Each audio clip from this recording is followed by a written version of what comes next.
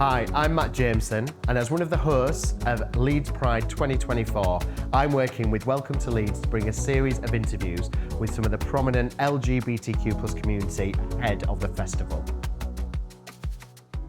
Hi everyone, and welcome back. And I'm joined today by a friend of mine, Ash Palmisciano. Perfect. Who, I know, I've got it right, who plays Matty Barton in Emmerdale. How are you today? You all right? Feeling great. The sun's out. I'm here. I feel fantastic, yeah. Brilliant. Let's hope this weather continues as we move closer towards Leeds Pride this year, which is on the 21st of July. And this year is set to be bigger and better than ever, as we've all heard.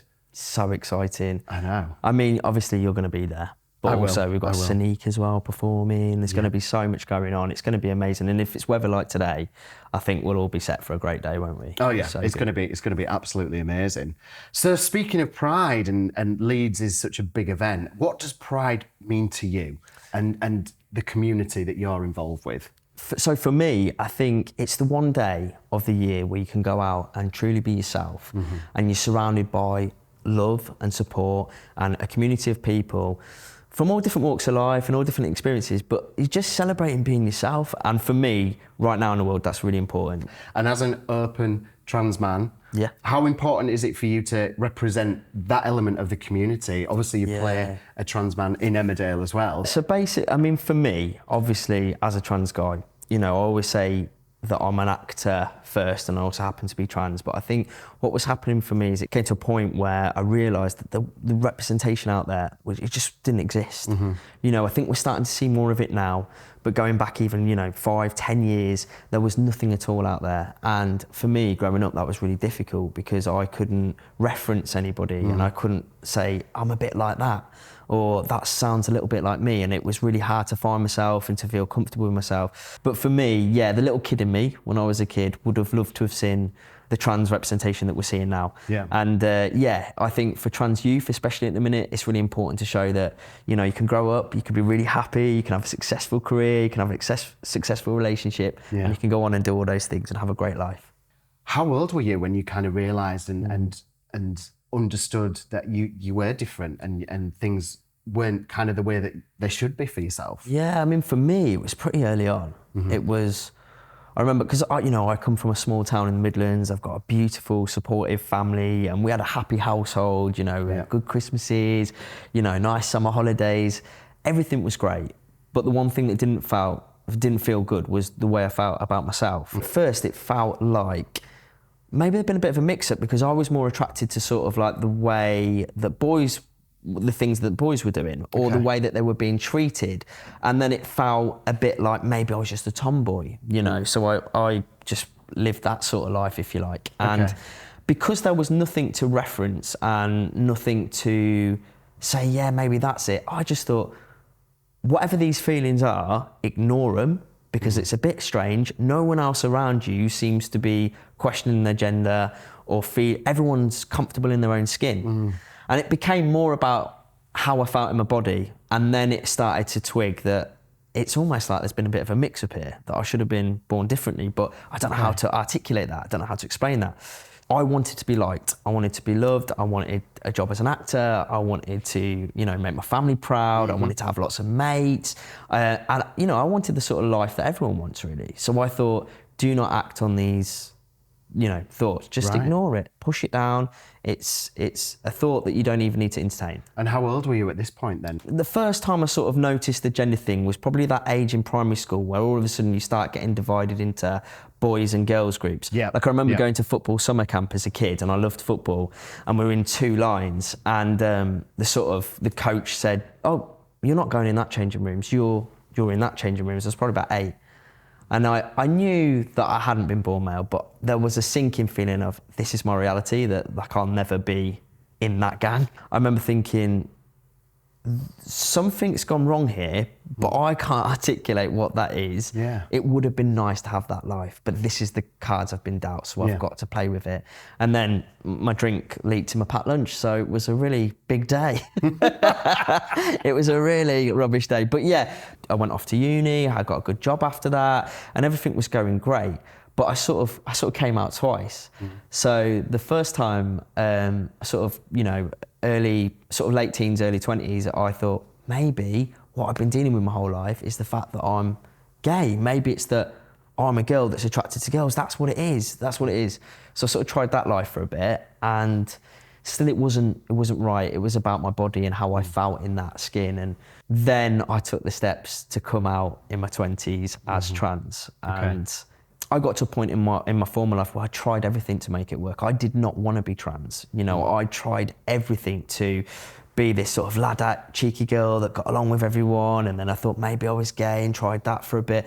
And it got to a point where the truth came up. And at this point in time, I started hearing the word transgender, and I was like, that's me. The penny kind of dropped. Yeah. And but then I still was like, I don't want to be that, because no one's going to get it. Everyone's going to think I'm different and strange, and I'm just like everyone else. And, you know, I come from a really, amazing family, but no one's gay in my family, let alone transgender. So it was such a huge thing to say, but I eventually told my family, I told my sister first.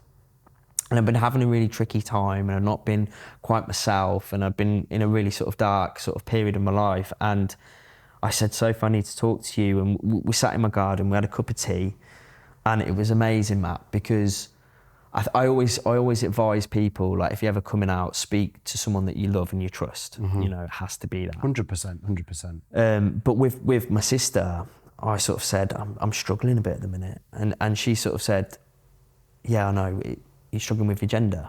And I was like, the fact she'd taken the words for me, because I couldn't even say it out loud. I felt so humiliated, felt so embarrassed and stuff. I couldn't even articulate the words. So for her to say it, I mean, was just amazing. But I think growing up together, I think when we look back, the signs were there. You know, like I was always just a little boy, really, like constantly. That's so nice that. I mean, that's filling me with emotion to hear you talking about it. It was really so nice that you've got that connection with her, and she knew it was amazing. Going on.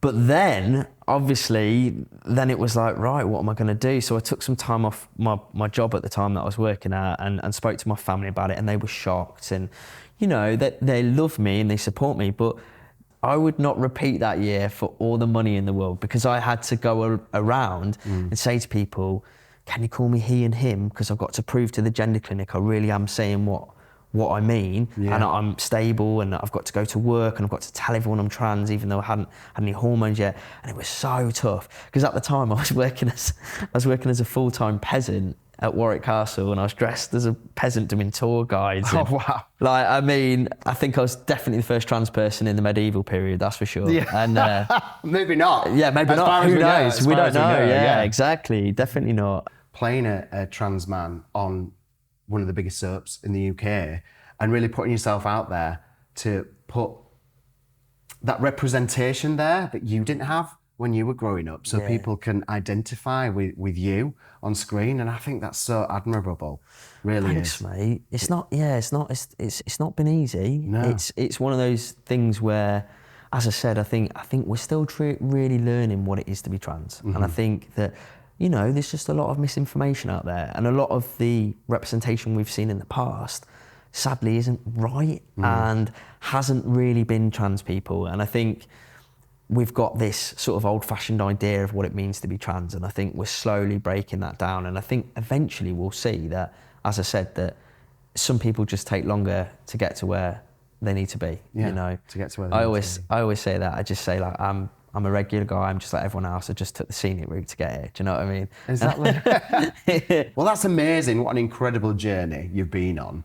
And I think that's why being proud of being proud of being part of the trans community, and also Pride, Leeds Pride coming, all the prides across the country as well, because I know you're involved in some of the other ones as well. But what's the most exciting thing you're looking forward to about Leeds Pride this year, with it being bigger and better than ever? Well, we've got our very own favourite Lisa Riley from Emmerdale. She's going to be there, isn't she, on the stage? She is. She's doing a bit of hosting with me, which will be fun. Nice. I'm looking forward to doing the parade, because we always get a bunch of us together. We'll do that, and the atmosphere is amazing. You've just got everyone cheering, supporting each other. It's so lovely. All different types of people. It's so colourful. And then obviously I'm looking forward to the main stage because that's going to have some great acts on and stuff. But one of my favourite parts of Pride is just like having a little people watch, looking around and seeing all the different types of people and chatting and the friendly community and that sort of afternoon feeling. I love it. And it's just a place where everyone can not be judged for a day. And I think that is, you know, no matter who you are, you're so welcome there. And it's just a chance to really just forget about the negativity because we know it's out there, but come together as a community. As I said, all different types of people, celebrate who you are and be proud to be yourself. And I think that as LGBTQ plus people, you know, we need to really tap into that because obviously it's been hard for a lot of us to get to where we are. So it's great to finally sort of get to that place where you're like, yeah, I'm all right. Well, thank you so much, Ash, for joining me and chatting about everything Leeds Pride and your own personal journey as well. I found it so interesting and so inspiring what you were saying. So thank you for sharing that with us today. Thanks so much, and thanks for having me. I'll see you at Pride. Yeah, see you at Pride.